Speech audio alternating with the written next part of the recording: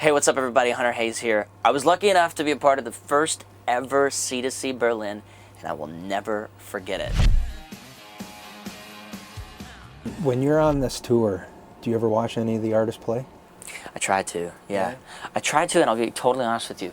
It's incredibly intimidating, so sometimes I don't. I choose not to because honestly, I'm just scared.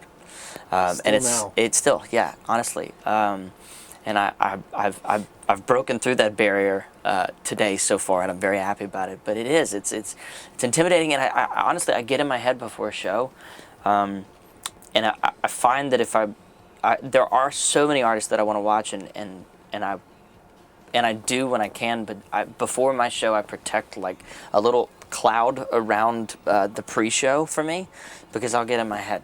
And it'll become an agenda, and it's like, no, I'm just here to play my music. And because I'm guilty of comparison. I'm guilty of like, oh, well, now I got to do this, or I got to do that better, or like, oh, well, I don't have fireworks, I'm screwed, you know? So you're your own worst critic. Oh, 100%, yeah. So I honestly just have to go on stage assuming that nobody's there, nobody cares, and that anything goes. How are the fans reacting for over here in Europe as opposed to back home in the States? Man, it's great. I mean, it's like everybody. It's funny how how quick the word travels back in the States, and everybody's asking people who have been to C2C, like, so man, country's like really big there now, and it's like, well, it kind of always has been.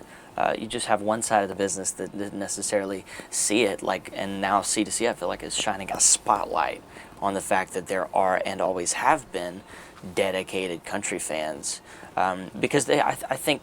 Here, the understanding is not that country is this limited one size fits all genre. It's a very big genre. There's a lot here, a lot in the genre, and there are fans at these shows that know all of it and understand all of it. You know. Yeah. And for you, with this genre and everything else, this wasn't the first genre that you originally learned when growing up, correct? Yeah. At about, 5 years old, you started learning the accordion because you had a little bit of a role model back in Louisiana. Yeah. And you were learning some jazz on the accordion, or Cajun music. Cajun, yeah, close enough. It could be jazz. It's just as crazy.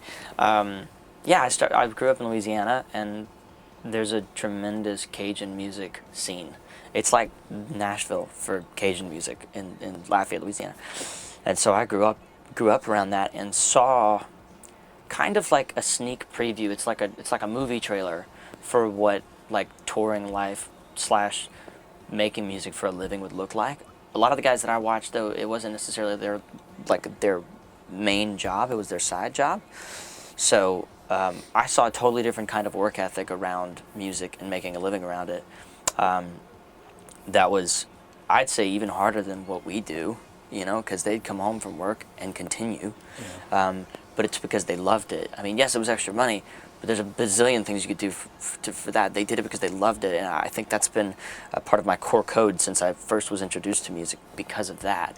It has to be you love it, or else the connection's not there. You know? Yeah.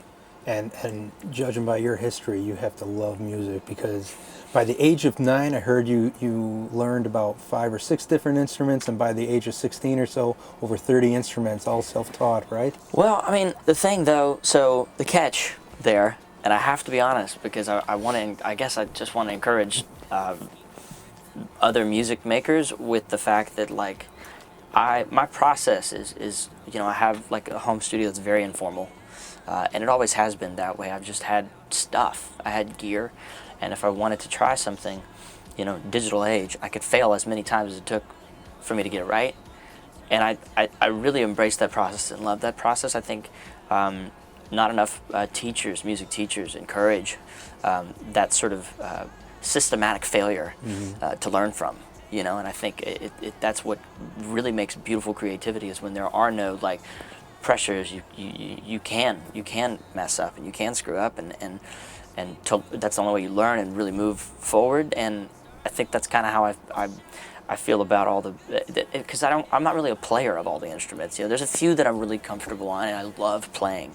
But there's a lot of it that I just do because I love the outcome, not necessarily the process but the outcome makes it worth it. So yeah. Do you have a particular favorite? Electric guitar, yeah. And when you see the show, you'll understand. You'll be like, yeah, he obviously loves playing.